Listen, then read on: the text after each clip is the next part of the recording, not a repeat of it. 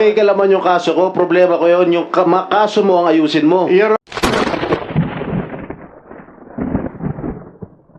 Your Honor, Your Honor, ay parang hindi naman po maganda yung sinasabi ni ni Senator Jinggoy Estrada patungkol sa akin. Para namang ako talagang hinuhusugahan, ako'y may kaso pa lang at hindi pa napapatunayan sa hukuman. Hindi kagaya po ang ating butihing senador na-convict na po. Ay, wag naman po. Alam mo, Mr. Morales, alam mo, Mr. Morales, Senator Jingo, please. huwag mong pakikalaman yung kaso ko, problema ko yun, yung kaso mo ang ayusin mo. Your Honor, ang kaso ko po, Your Honor, hinaharap ko naman po. At ako hindi Order. Please, silence. Your Honor, Your Honor, ay parang hindi naman po maganda yung sinasabi ni ni Senator Jinggoy Estrada patungkol sa akin. Para namang ako talagang hinuhusugahan, ako'y may kaso pa lang at hindi pa napapatunayan sa hukuman.